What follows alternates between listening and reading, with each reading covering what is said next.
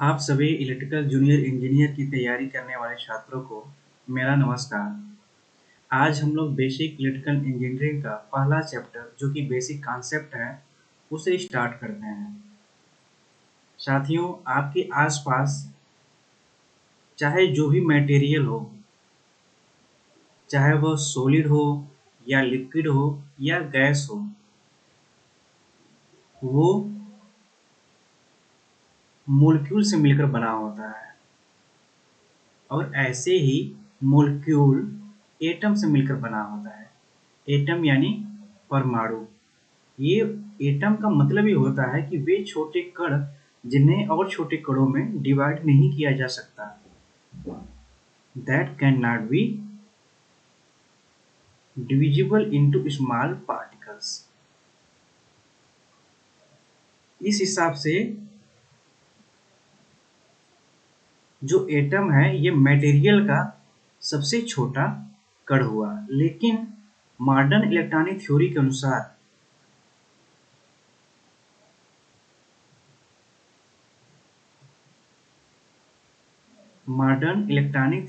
अनुसार एटम के 3 पार्ट्स होते हैं। 3 पार्ट्स या पार्टिकल्स होते हैं। कौन कौन सा? इलेक्ट्रॉन, प्रोटॉन और न्यूट्रॉन। ये जो प्रोटॉन और न्यूट्रॉन है ये एटम के न्यूक्लियस का निर्माण करते हैं। और न्यूक्लियस में न्यूट्रॉन भी होती है और प्रोटॉन भी होती है। और जो इलेक्ट्रॉन है ये न्यूक्लियस के बाहर एक फिक्स ऑर्बिट में फिक्स एनर्जी के साथ रिवॉल्व करता रहता है। यहाँ पर मास ऑफ न्यूट्रॉन की बात करते हैं तो ये 1.675 इंटू 10⁻⁻27 kg है। ऐसे ही मास ऑफ प्रोटॉन की बात करते हैं 1.672 इंटू 10⁻⁻27 kg है। ऐसे ही मास ऑफ इलेक्ट्रॉन की बात करते हैं तो 9.1 इंटू 10⁻31 kg होता है। यहाँ पर अगर मास ऑफ न्यूट्रॉन और प्रोटॉन की तुलना करते हैं तो पाते हैं कि मास ऑफ न्यूट्रॉन और मास ऑफ प्रोटॉन लगभग बराबर है। ऐसे ही अगर मास ऑफ न्यूट्रॉन या प्रोटॉन की तुलना मास ऑफ इलेक्ट्रॉन से करते हैं तो पाते हैं कि mass of neutron mass of electron से 1837 गुना ज़्यादा है। एटम का पूरा मास जो होता है वो न्यूक्लियस में होता है और न्यूक्लियस में मास ऑफ न्यूट्रॉन और मास ऑफ प्रोटॉन ये दोनों होते हैं। इसलिए एटॉमिक मास बराबर mass of neutron plus mass of proton हो जाएगा। दोस्तों, अगर एटम के एटॉमिक नंबर की बात करते हैं तो ये हमेशा नंबर ऑफ प्रोटॉन के बराबर होता है। हाँ, ये बात अलग है कि जब न्यूट्रल चार्ज होता है या न्यूट्रल बॉडी होती है उस time number of atomic number बराबर नंबर ऑफ प्रोटॉन और नंबर ऑफ इलेक्ट्रॉन हो जाता है। किसी भी एटम में अगर नंबर ऑफ प्रोटॉन बराबर नंबर ऑफ इलेक्ट्रॉन हो जाता है तो उस केस में अगर नेट चार्ज की बात करें, क्योंकि एक ही बॉडी में 5 प्रोटॉन भी है और 5 इलेक्ट्रॉन भी है तो नेट चार्ज क्या हो जाएगा? अगर प्रोटॉन की बात करें इस पर उतना ही प्लस क्यू रहेगा और उतना ही माइनस क्यू रहेगा तो नेट चार्ज 0, यानी ये अनचार्ज हो गया या बोलिए न्यूट्रल चार्ज। तो अगर क्वेश्चन ऐसे आए एग्जाम में कि what is the charge on stable atom तो आपका जवाब होना चाहिए न्यूट्रल चार्ज। दोस्तों, कंस्ट्रक्शन में हमने ये देखा जो सबसे बाहरी ये सारे के सारे क्या है, ये ऑर्बिट हैं, ये लेकिन जो बाहरी ऑर्बिट होता है उसे बोलते हैं वैलेंस शेल। और हर एक सेल में इलेक्ट्रॉन की संख्या फिक्स होती है। तो अगर ये पूछा जाए कि किसी भी सेल में मैक्सिमम नंबर ऑफ इलेक्ट्रॉन कितने होते हैं, तो ये आपका जवाब होगा 2n²। और यहाँ पर n क्या है? Number of shells. Maximum number of electrons in valence shell, जो सबसे बाहरी परत ऑर्बिट होती है उसे वैलेंस सेल बोलते हैं, उसमें 8 होगा। अब साथियों, अब जो बात करने जा रहा हूँ, ये तीनों के तीनों एक ही एग्जाम में, यूपीपीसीएल में एक ही पेपर में ये आ गए थे। क्या आए थे कि ये पूछा गया था कि अगर वैलेंस, इससे पहले वैलेंस सेल में जितने इलेक्ट्रॉन पाए जाएंगे उन्हें वैलेंस इलेक्ट्रॉन बोलेंगे। अगर किसी भी एटम में वैलेंस इलेक्ट्रॉन की, एटम बोलिए या बॉडी बोलिए, यहाँ पर एटम बोलना सही रहेगा, किसी भी एटम में अगर वैलेंस इलेक्ट्रॉन की संख्या, वैलेंस इलेक्ट्रॉन की संख्या 4 हो, तो जनरली वो एटम या वो बॉडी ये सेमीकंडक्टर कहलाएगी। यहाँ आप बॉडी कर लीजिए या मटेरियल कर लीजिए। अगर उस बॉडी में number of valence electron more than 4 होंगे, तो वो मटेरियल जनरली इंसुलेटर होंगे। और अगर लेस देन 4 हुआ तो मटेरियल जनरली कंडक्टर होता है। ये सिर्फ इसी भर से 3 क्वेश्चन बन गए थे। अब नेक्स्ट हम बात करते हैं फोर्स ऑन इलेक्ट्रॉन की। फोर्स ऑन इलेक्ट्रॉन का मतलब यह है कि इलेक्ट्रॉन पर फोर्स। इलेक्ट्रॉन क्या है? एक नेगेटिव चार्ज है। ये न्यूक्लियस हुआ और ये इलेक्ट्रॉन हुआ। अब सपोज दैट यहाँ पर इलेक्ट्रॉन है और इलेक्ट्रॉन पर चार्ज क्या है? माइनस है। यहाँ पर किसके द्वारा इलेक्ट्रॉन पर फोर्स लग रहा होगा? न्यूक्लियस के द्वारा। और न्यूक्लियस में क्या है? प्रोटॉन है। तो यहाँ पर ये प्रोटॉन एक प्लस है, तो यानी न्यूक्लियस के द्वारा इलेक्ट्रॉन पर फोर्स लग रहा है। और ये दोनों चार्ज प्लस और माइनस, तो यहाँ पर कौन सा चार्ज होगा? अट्रैक्शन। तो force of attraction between proton and electrons, ये मैग्नीट्यूड क्या होता है? 1/4πε Q1 Q2/d²। Q1 Q2 दोनों में से एक क्या है? नेगेटिव है, इसलिए ये यहाँ पर माइनस शो करता है कि फोर्स ऑफ अट्रैक्शन है। अब ये फोर्स ऑफ अट्रैक्शन, ये फार्मूला आप लोग कहाँ पढ़े हैं? ये कूलम्ब फोर्स है। ये कौन सा फोर्स है? ये कूलम्ब फोर्स है। और इसी कूलम्ब फोर्स की वजह से जो इलेक्ट्रॉन होता है, ये एटम से हमेशा बंधा होता है। इसी कूलम्ब फोर्स के कारण ही इलेक्ट्रॉन एटम से बंधे होते हैं। अगर ये फोर्स 0 हो गया तो इलेक्ट्रॉन इस एटम से ये बाहर चला जाएगा और वही इलेक्ट्रॉन फ्री इलेक्ट्रॉन हो जाता है। तो एक क्वेश्चन आया था एग्जाम में, electrons are held in atom due to.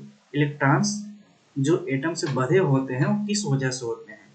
Coulomb force, nuclear force, atomic force और ए एंड बी, यानी coulomb and nuclear force both. इसमें जनरली लोग ऑप्शन डी को क्लिक करेंगे, लेकिन ये गलत है। जो सही आंसर है कूलम्ब फोर्स, क्योंकि कूलम्ब फोर्स दो चार्ज के बीच में होता है, जो आपने ये जान लिया। न्यूक्लियर फोर्स इसलिए नहीं है क्योंकि न्यूक्लियर फोर्स न्यूक्लियस में लगता है, और न्यूक्लियस में किसके लगता है? ये न्यूक्लियस में न्यूट्रॉन्स और प्रोटॉन के बीच में। और न्यूट्रॉन और प्रोटॉन को अगर एक टर्म में बोलना चाहेंगे तो ये न्यूक्लियस, यानी इसका डेफिनेशन मैं यहाँ लिख दे रहा हूँ, a strong attractive force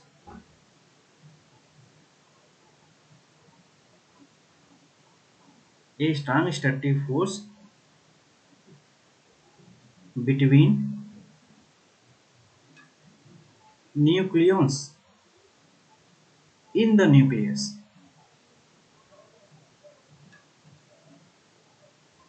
In the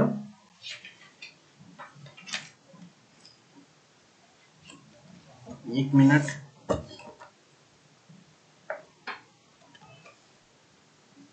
in the nucleus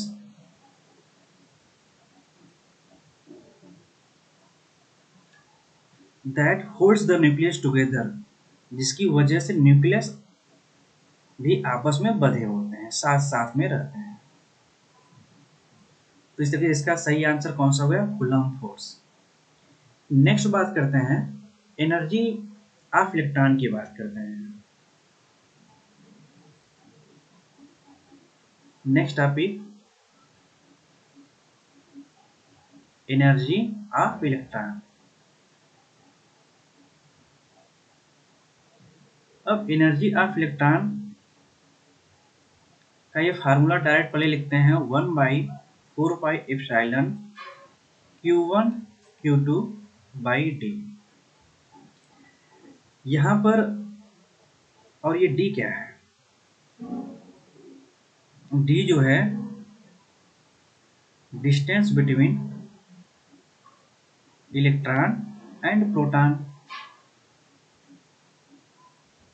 जहां देखिए ये हुआ न्यूक्लियस और ये उसके ऑर्बिट हो गए हैं। अब दोस्तों यहाँ पर एनर्जी क्या है? Energy is directly proportional to D. यानी अगर बात करते हैं कि अगर यहाँ पर इलेक्ट्रॉन है तो ये सपोज मान लीजिए इनफाइनाइट कंडीशन है, तो अगर डी बहुत ज़्यादा होगा, अगर डी बहुत ज़्यादा होगा, मान लीजिए इनफाइनाइट होगा, तो अगर ये बहुत ज़्यादा इनफाइनाइट होगा तो एनर्जी क्या हो जाएगा? एनर्जी 0 हो जाएगा। अगर डी पास में मान लेते हैं, डी कम, यानी ये बोलते हैं closer to the nucleus, closer to nucleus, तो एनर्जी की वैल्यू आएगी कुछ फाइनाइट वैल्यू, लेकिन यहाँ पर Q1 और Q2 में से जो प्रोटॉन है वो प्लस है और इलेक्ट्रॉन है माइनस है, तो यहाँ पर माइनस की साइन रहेगी, तो ये फाइनाइट वैल्यू होगी। तो आप ये देख रहे हैं कि यहाँ पर इनफाइनाइट कंडीशन में एनर्जी यहाँ पर 0 है, और जैसे जैसे पास में आते जा रहे हैं, हम एग्जाम्पल के रूप में, एक मिनट साथियों, बैटरी काफ़ी लो हो गई है, उसे चार्ज कर लेते हैं।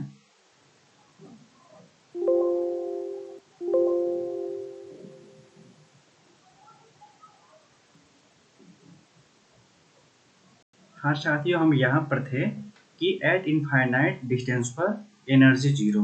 अब मान लीजिए एग्जाम्पल के रूप में ये, इसके बाद 1 हुआ, 2 हुआ, यहाँ पर क्लोजर टू द न्यूक्लियस ये हुआ। अब लेकिन ये वैल्यू क्या है? नेगेटिव में है, -1, -2, -5। अब आप ये बताइए कि 0 ज़्यादा बड़ा है कि -5? कि -5 ज़्यादा बड़ा है। तो यानी यहाँ पर जो है एनर्जी ये मैक्सिमम है, सॉरी यानी ज़्यादा है, और यहाँ पर क्या है? ये कम है। इस केस में आप ये समझ सकते हैं कि जो इलेक्ट्रॉन न्यूक्लियस से जितना ज़्यादा दूर रहेगा उसका एनर्जी ज़्यादा रहेगा, और एनर्जी अगर ज़्यादा रहेगा तो वहाँ पर वेलोसिटी ज़्यादा रहेगा। अब जैसे जैसे अगर कोई इलेक्ट्रॉन बाहरी कक्षा में से अंदर की तरफ आता है तो उसकी एनर्जी कम होती चली जा रही है। इसका मतलब यह है कि एनर्जी वो रिलीज कर रहा है। सेम उल्टा, यहाँ पर एनर्जी कम है और यहाँ पर एनर्जी ज़्यादा है।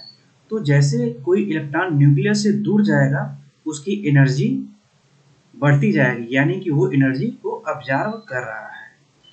तो जो हमने अभी पढ़ा उसको मैं यहाँ पर लिख दे रहा हूँ नोट के रूप में। As the electron comes close to nucleus, जैसे ही एक इलेक्ट्रॉन न्यूक्लियस के पास आता है energy gets released, energy release होती है। इम्प्लाइज दैट, इसका मतलब यह कि there is a decrease in energy. और वैसे ही यहाँ पर वाइस वर्सा लिख दे रहे हैं, जैसे आप ये समझ जाइए कि वैसे ही जैसे कोई इलेक्ट्रॉन न्यूक्लियस के पास से दूर जाता है तो वहाँ पर उसकी एनर्जी बढ़ जाती है, यानी कि एनर्जी वो ऑब्जर्व कर रहा है। अब दूसरा ये नोट लिखिए कि इनर सेल, यानी ये पूरा कंक्लूजन बता रहा हूँ मैं, इनर सेल में क्या क्या हो रहा है। इनर सेल यानी कि हमारा ये न्यूक्लियस हुआ, इसके पास में ये इनर सेल और ये दूर वाला ये आउटर सेल। इनर सेल में यहाँ पर आपने ये देखा force directly proportional to D square. D यहाँ पर बहुत कम है, डी यहाँ पर बहुत कम है तो फोर्स ज़्यादा होगा। क्या है ये, फोर्स ज़्यादा लगेगा। ऐसे ही आपने एनर्जी देखा, यहाँ पर एनर्जी ये डी यहाँ कम है तो एनर्जी ज़्यादा है, लेकिन सिंबल में -1 रहता है तो इसलिए यहाँ पर एनर्जी कम हो जाएगा। जब कम हो जाएगा तो वो इलेक्ट्रॉन मिनिमम वेलोसिटी के साथ न्यूक्लियस के चारों तरफ चक्कर लगाएगा। और ऐसे ही सेम बात करते हैं आउटर सेल में। ये आप साथ साथ में आप लोग नोट बनाते रहिए, क्योंकि मैं इस तरीके से मैं कर रहा हूँ जिससे कि आपका नोट काफ़ी अच्छा बन जाए और आपकी समझ विकसित हो जाए। आउटर सेल की बात करेंगे। आउटर सेल यानी कि डी न्यूक्लियस से काफ़ी दूर है, यानी इलेक्ट्रॉन काफ़ी दूर है, तो यहाँ पर फोर्स क्या हो जाएगा, डी ज़्यादा है तो फोर्स कम, यानी कि उस इलेक्ट्रॉन पर न्यूक्लियस के द्वारा फोर्स की वैल्यू कम होगी। ऐसे ही एनर्जी क्या हो जाएगी, एनर्जी ज़्यादा हो जाएगी, क्योंकि दूर है प्लस ये नेगेटिव में रहेगा, तो नेगेटिव की वैल्यू जब कम आएगी तो एनर्जी वहाँ पर ज़्यादा होगी। जब एनर्जी ज़्यादा होगी यानी कि वहाँ पर मैक्सिमम वेलोसिटी होगी। अब इतना आप लोगों को कंफर्म हो गया होगा ये सारी चीज़ें। तो जरा क्वेश्चन एक करिए आप लोग। The total energy of A revolving electron in atom, जो इलेक्ट्रॉन एटम के ऑर्बिट में घूम रहा है उसकी टोटल एनर्जी क्या हो सकती है। Have any value above zero, never be positive, never be negative, can not be calculated. तो आपको फिर से यहाँ बता दूं, ये न्यूक्लियस हो गया और ये इनर सेल्स हो गए हैं। अब यहाँ पर इनफाइनाइट डिस्टेंस पर आपने ये देखा था एनर्जी 0 और यहाँ पर एनर्जी की वैल्यू नेगेटिव में देख रहे थे। तो जरा बताइए 0 हो सकता है और नेगेटिव हो सकता है। हैव एनी वैल्यू अबव 0 तो ये गलत हो गया। नेवर बी पॉजिटिव, देखिए नेवर बी पॉजिटिव, क्या कभी पॉजिटिव आया था, नहीं, तो इस हिसाब से ये सही हो जाएगा। नेवर बी नेगेटिव, नेगेटिव तो हो रहा है तो ये गलत हो जाएगा। Can not be calculate, calculate तो हो सकता है। Next question, while transiting from one level to another level and electron. आपने यहाँ पर देखा था, कई बार हम लोग कर रहे थे, इलेक्ट्रॉन जब यहाँ से यहाँ आ रहा है तो एनर्जी क्या हो रहा है, और ऐसे ही इलेक्ट्रॉन अगर इनर सेल से आउटर सेल जा रहा है तो क्या हो रहा है। तो ये इमिट्स प्रोटॉन, ऐसा तो है नहीं एनर्जी को वो कर रहा था, ऐसे इमिट्स फोटॉन, ये बात सही है। ये भी देख लेते हैं, इमिट्स आर ऑब्जर्व फोटॉन, ये दोनों कर रहा था, है ना। जब यहाँ पर एनर्जी ज़्यादा और यहाँ पर कम, जब बाहर सेल से अंदर की सेल की तरफ आ रहा था तो एनर्जी को रिलीज कर रहा था। अब जैसे electron closer to the nucleus से बाहर आउटर स्विच की तरफ जाएगा तो एनर्जी को ऑब्जर्व करेगा। इस तरीके से ऑप्शन कौन सही है, थर्ड। फोटॉन का मतलब होता है एनर्जी।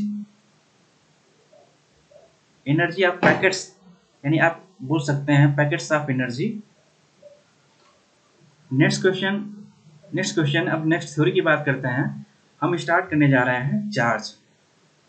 तो साथियों, पहले मैं आपको एक चीज फिर से मैं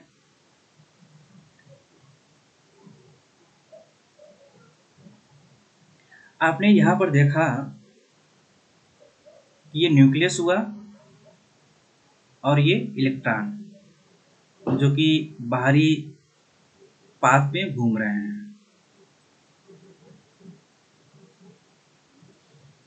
अब यहाँ पर एक इलेक्ट्रॉन है, आपने ये देखा, ये कुछ वैल्यू होगी इसकी, कुछ वैल्यू मान लीजिए एग्जाम्पल के रूप में देख लेते हैं -2, और क्लोजर टू द न्यूक्लियस देख लेते हैं -5 जूल। अब आप ये बोलें जो इलेक्ट्रॉन अगर इनर सेल से बाहर की तरफ जाएगा तो एनर्जी को, उसकी एनर्जी बढ़ेगी, यानी कि वो एनर्जी अब्जॉर्ब कर रही है। ठीक है, जब अब्जॉर्ब कर रही है यानी हम ये बोल सकते हैं कि अगर ये इलेक्ट्रॉन को और एनर्जी दिया जाए, तो इसकी एनर्जी बढ़ जाएगी। तो उस केस में इसकी जब एनर्जी बहुत ज़्यादा बढ़ जाएगी तो इसकी वेलोसिटी भी ज़्यादा बढ़ जाएगी। तो ये इस बॉडी से बाहर जा सकता है, और जो बॉडी से जो बाहर चला जाएगा वो फ्री इलेक्ट्रॉन हो जाएगा। जब किसी बॉडी से कोई इलेक्ट्रॉन चला जाएगा तो वहाँ पर एक पॉजिटिव चार्ज आ जाएगी, क्योंकि अगर जब ये न्यूट्रल बॉडी थी, मान लीजिए 5 इलेक्ट्रॉन था, 5 प्रोटॉन था, जब हमने इस पर एनर्जी देते चले गए और ये एक इलेक्ट्रॉन बाहर निकल गया तो यहाँ पर क्या बचा, केवल 4 इलेक्ट्रॉन बचा और 5 प्रोटॉन बचा, तो वहाँ पर पॉजिटिव चार्ज आ गई। तो एक बार फिर से यहाँ देखते हैं, ये आपका न्यूट्रल बॉडी है। एग्जाम्पल से अच्छे समझने के लिए यहाँ पर मैं बोल दिया 5 इलेक्ट्रॉन और 5 प्रोटॉन। जब आपने इस पर कोई वर्क किया तो ये इलेक्ट्रॉन निकला। आपने ये समझा किस तरीके से हो रहा है। तो जब ये इलेक्ट्रॉन निकल जाएगा तो ये 4 इलेक्ट्रॉन हो जाएगा और 5 प्रोटॉन इस बॉडी में, यानी कि यहाँ पर एक पॉजिटिव चार्ज आ जाएगी। और ऐसे ही यहाँ पर क्या हुआ, लॉस ऑफ इलेक्ट्रॉन हुआ। ऐसे ही जब यहाँ पर गेन ऑफ इलेक्ट्रॉन किस कंडीशन में हो सकता है, जब किसी इलेक्ट्रॉन को यहाँ पर डिपॉजिट करिए, जब डिपॉजिट करेंगे, डिपॉजिट करने के बाद यहाँ पर 6 इलेक्ट्रॉन हो जाएगा और 5 प्रोटॉन हो जाएगा। तो इस कंडीशन में इलेक्ट्रॉन की संख्या ज़्यादा हो गई, जिससे यहाँ पर नेगेटिव चार्ज आ जाएगी। तो इस बॉडी को अगर तो ये बॉडी कौन सी कहलाएगी, ये positive charge body,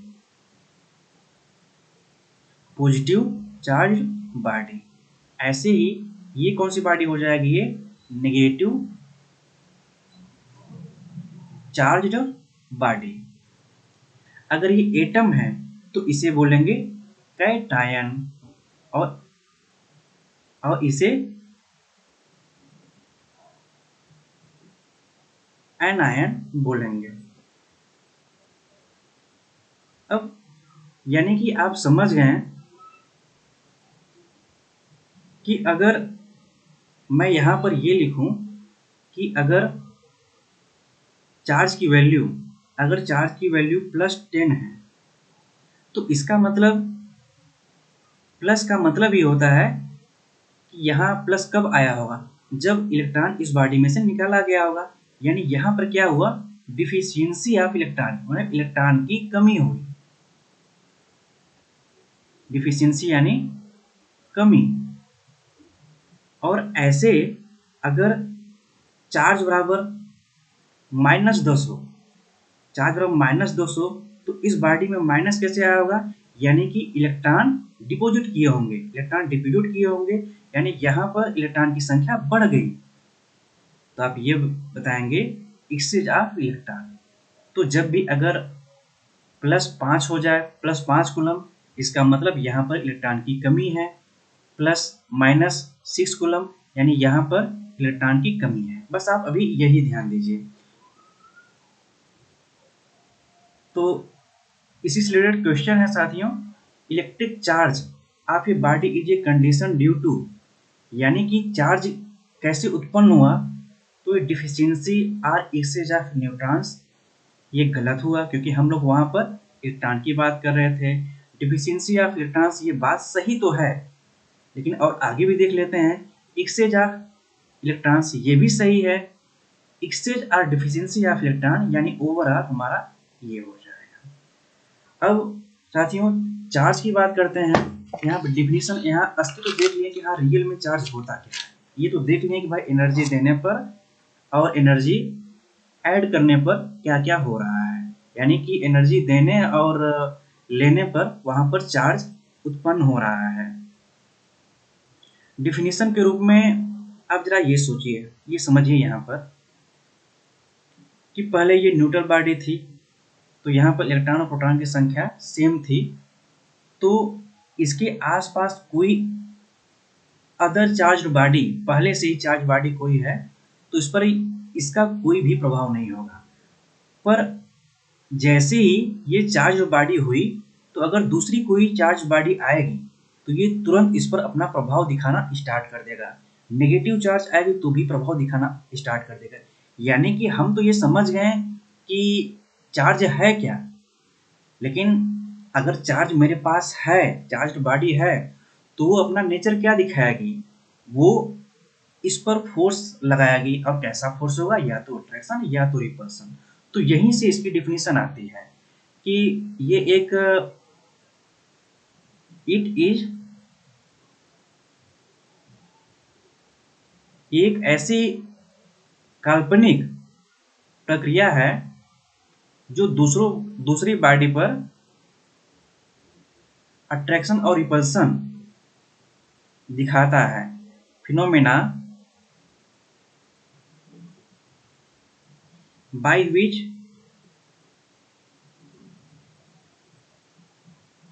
any substance experience a force of attraction or repulsion।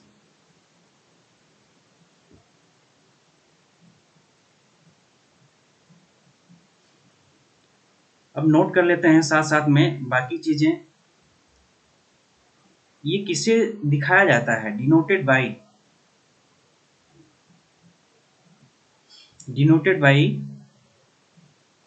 Q, जो कि आप बीच बीच में हमेशा मैं यूज करता था। डिनोटेड बाई क्यू, अगर क्यू लिखा हो तो समझिए क्या है, ये चार्ज है और इसका यूनिट ये है कूलम। अब रियल में हम यहाँ चार्ज का मतलब समझ गए, अब कूलम का मतलब समझते हैं साथियों। Meaning of coulomb. अब साथियों आप बार बार मैं वही चीजें दोहरा रहा हूं जिससे आपके माइंड में पूरी तरीके से हो जाए। मीनिंग ऑफ कूलम, आपने यहाँ पर देखा, ये समझ लीजिए न्यूक्लियस है और ये इसके सेल्स हैं।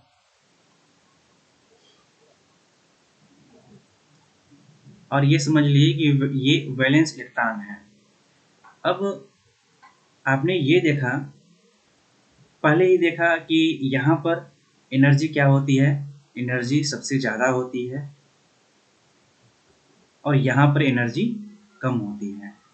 अगर मैं आपसे ये बोलूँ कि इस इलेक्ट्रॉन को बाहर निकालना है, यानी जब आप चार्ज की संकल्पना पढ़ें तो इस चार्ज को बाहर निकालना है, तो आप ये बोलेंगे ये चार्ज जब बहुत तेजी से मूव करेगा, इसकी वेलोसिटी बहुत ज़्यादा होगी तभी ये मूव कर पाएगा।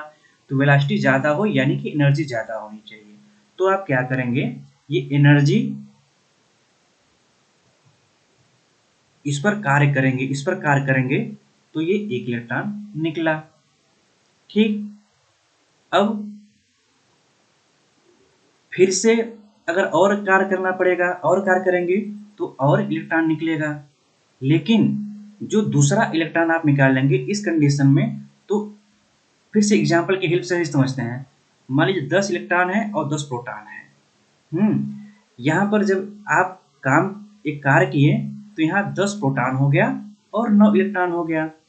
अब फिर से इसी बॉडी में जब दोबारा ये काम करेंगे नेक्स्ट इलेक्ट्रॉन निकालने के लिए, तो यहाँ पर 10 प्रोटॉन तो रहेगा ही, यहाँ पर 8 इलेक्ट्रॉन हो जाएगा।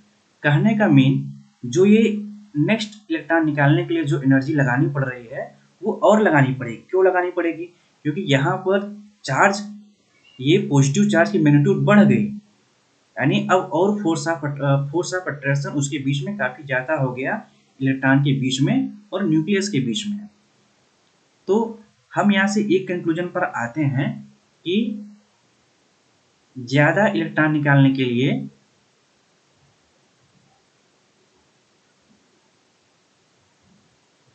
ज्यादा वर्क करना पड़ेगा। इतना तो समझ गए हम लोग। अब साथियों, एक इलेक्ट्रॉन निकालेंगे तो वर्क करना पड़ेगा, और इलेक्ट्रॉन निकालने के लिए और वर्क करना पड़ेगा। ऐसे ही अगर आप इस पर कार्य करते चले जाएंगे और इलेक्ट्रॉन निकालते चले जाएंगे तो एक वैल्यू होती है, अगर आप 6.25 इंटू 10 दी पावर इलेक्ट्रॉन इसमें से निकाल लेंगे ना, तब इस बॉडी पर एक कूलम का चार्ज उत्पन्न हो जाएगा। इस बॉडी पर एक कूलम का चार्ज उत्पन्न हो जाएगा। मैं फिर से बोल रहा हूँ, इस बॉडी पर काम करते रहिए इलेक्ट्रॉन निकालने के लिए। एक इलेक्ट्रॉन निकालें, 2 इलेक्ट्रॉन निकालें, 3 इलेक्ट्रॉन निकालें, जब तक आप 6.25 जब आप 6.25 इंटू 10⁻18 इलेक्ट्रॉन निकालेंगे, तब उस बॉडी पर एक कूलम का चार्ज उत्पन्न हो जाएगा। यानी कि आप समझ गए कि एक कूलम का मतलब क्या होता है। कि एक कूलम का मतलब ये होता है कि एक बॉडी में से अगर आप 6.25 इंटू 10⁻18 इलेक्ट्रॉन निकाल देंगे तो उस बॉडी पर एक कूलम का चार्ज उत्पन्न हो जाएगा। यानी यहाँ पर हम कूलम की परिभाषा लिख सकते हैं।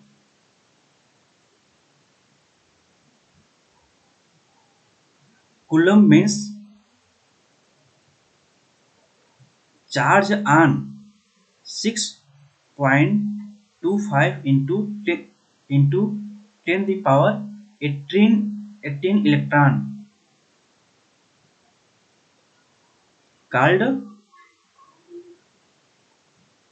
कूलम। या यहाँ पर 1 कूलम की डिफिनेशन लिखा हूँ, charge on dash dash called 1 coulomb. और अब ये परिभाषा की सहायता से भी यहाँ पर मैं पता नहीं लिखवाया हूँ कि नहीं कि Q बराबर क्या होता है, यहाँ पर नहीं लिखवाया हूँ। तो परिभाषा Q का एक फार्मूला होता है, वो भी लिख लेते हैं।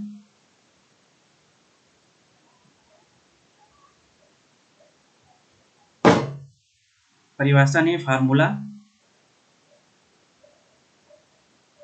चार्ज बराबर QNE। यहाँ पर N क्या है, नंबर ऑफ इलेक्ट्रॉन्स है, और E क्या है, charge on electron. Charge on electron कितना होता है, -1.6 इंटू 10⁻−19 कूलम। एक क्वेश्चन लेते हैं। क्वेश्चन ये है,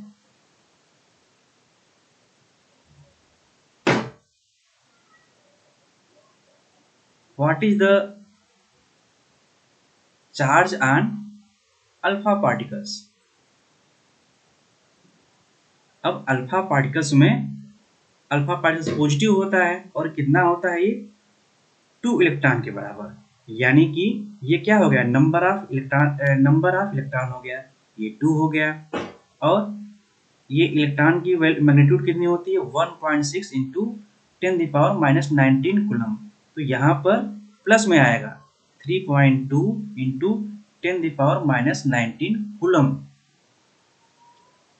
अब जो आपने 1 कूलम पढ़ा कि 1 कूलम का मतलब क्या होता है कि किसी बॉडी से 6.25 इंटू 10⁻18 इलेक्ट्रॉन निकाल देंगे उस बॉडी पर 1 कूलम चार्ज डिपॉजिट हो जाएगा या उत्पन्न हो जाएगा। अब इसी को जो ये नंबर ऑफ इलेक्ट्रॉन है ये निकालते हैं। 1 कूलम ये आपका है। अब यही मुझे निकालना है n की वैल्यू। अब इलेक्ट्रॉन पर कितना मैग्नीट्यूड होता है चार्ज 1.6 इंटू 10⁻⁻19। अब n बराबर 1/1.6 इंटू 10⁻⁻19। जब इसे हल करेंगे तो साथियों 6.25 इंटू 10 इलेक्ट्रॉन आ जाएगा। अब यहाँ पर आप कूलम का मतलब समझ गए हैं। तो अब इसके बाद पोटेंशियल की बात करते हैं नेक्स्ट क्लास, और नेक्स्ट क्लास नहीं इसी में कंप्लीट कर लेते हैं।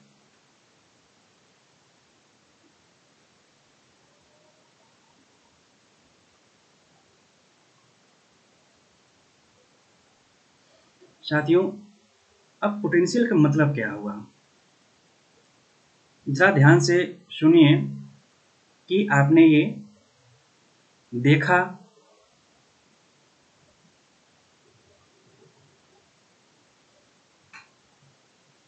कि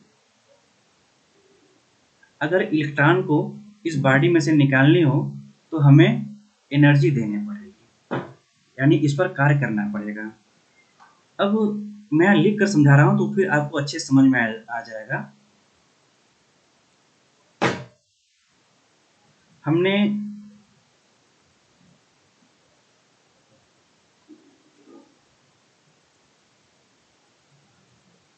देखिए इलेक्ट्रॉन निकालने के लिए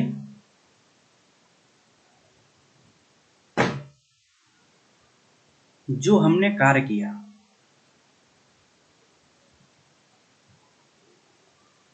इलेक्ट्रॉन निकालने के जो हमने कार्य किया उसका 2 प्रभाव पड़ा। ये है उसका 2 प्रभाव पड़ा। क्या प्रभाव पड़ा, एक प्रभाव तो ये पड़ा कि यहां से इलेक्ट्रॉन निकल गया तो उस पर चार्ज उत्पन्न हो गया, उस पर चार्ज उत्पन्न हो गया। दूसरा प्रभाव क्या पड़ा, जो ये कार्य हमने बॉडी पर किया वो कार्य बॉडी में स्टोर हो गई, energy stored in that body. अब जो ये एनर्जी जिस पर इलेक्ट्रॉन निकालने के लिए कार्य किए हम लोग, ये इसी बॉडी में ये स्टोर हो गई। यही एनर्जी इस बॉडी के पोटेंशियल, यही एनर्जी इस बॉडी में जो स्टोर हुई है ना उसी को पोटेंशियल बोलते हैं। और इस पोटेंशियल और जो एनर्जी इसमें स्टोर हो गई ये इसी की वजह से इसमें कार्य करने की क्षमता हो जाती है। मैं फिर से बोल रहा हूँ, इलेक्ट्रॉन निकालने के लिए जो हमने कार्य किया उसका 2 प्रभाव पड़ा। एक तो इलेक्ट्रॉन निकलने की वजह से या ऐड होने की वजह से उसमें चार्ज जनरेट हो गई। दूसरा जो हमने कार्य किया वो बॉडी में ही वो एनर्जी स्टोर हो गई, जिसकी वजह से इस बॉडी की कार्य करने की क्षमता उत्पन्न हुई या बन गई। इसी एनर्जी को पोटेंशियल बोलते हैं। तो इसका डिफिनीशन हम लोग यहाँ पर लिख लेते हैं, 1 minute.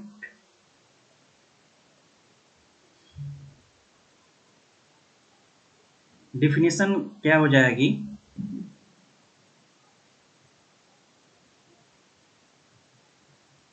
It is ability of the charge body to do work. ये साथियों आप ये समझ गए। अब और इसमें नेक्स्ट की बात करते हैं फार्मूला के माध्यम से। इसका फार्मूला क्या होता है? आपने ये देखा कि इलेक्ट्रॉन निकालने की वजह से ये जो वर्क हम लोग किए थे इसका दो प्रभाव पड़ा। एक, इलेक्ट्रॉन उत्पन्न हो गया, सॉरी यानी कि चार्ज जनरेट हो गई, और दूसरा, यही वर्क एनर्जी के रूप में स्टोर हो गई, एनर्जी के रूप में स्टोर हुई, जिसे हम लोग बोले कि यही बॉडी की पोटेंशियल हो गई। तो यानी कि ये Q आ गया मेरे पास और ये एनर्जी आ गया, ये जो हमने ये काम किया। तो यानी कि ये और इनसे मिलकर एक फार्मूला बनेगा V बराबर W बाई क्यू। V बराबर W बाई क्यू। तो यहाँ से हम लोग ये एक परिभाषा निकाल सकते हैं कि अगर Q की वैल्यू 1 हुई, यानी किसी बॉडी में एक कूलम चार्ज पैदा करने के लिए जो हमने कार्य किया वो वोल्ट। मैं फिर से बोल रहा हूँ, ये बॉडी है, इस पर हम लोग कार्य कर रहे हैं, तो इस पर चार्ज जनरेट हो गया। अगर इस बॉडी में एक कूलम पैदा करने के लिए जितना कार्य किए वही आपका पोटेंशियल कहलाएगा। यहाँ हम लोग इसे लिख दे रहे हैं हिंदी में, किसी भी बॉडी में एक कूलम का आवेश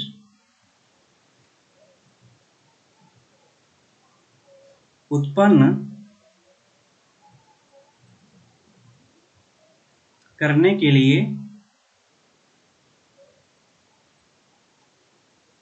किया गया कार्य है, वही उस आवेशित बिंदु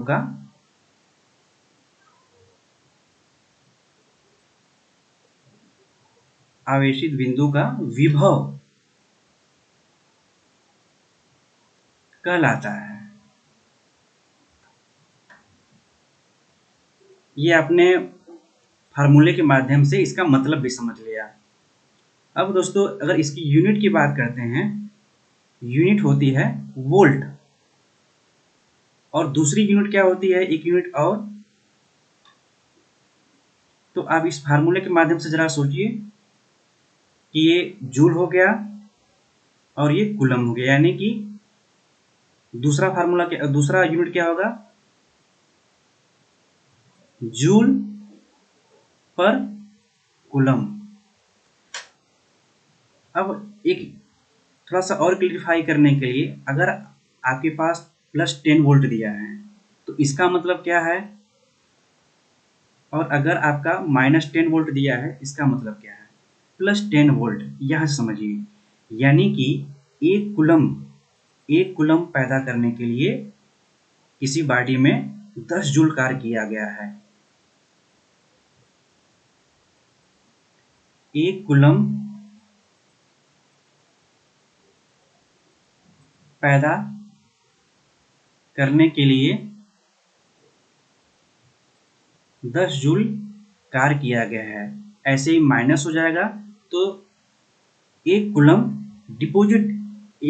दिया गया है, एक कूलम पैदा करने के लिए 10 जूल ऐड किया गया। तो इस तरीके से +10 वोल्ट और -10 वोल्ट का मतलब आप समझ गए। अगर 100 वोल्ट दिया रहेगा +100 वोल्ट तो इसका मतलब है एक कूलम पैदा करने के लिए 100 जूल काम किया गया है। अब ये बात हो गई।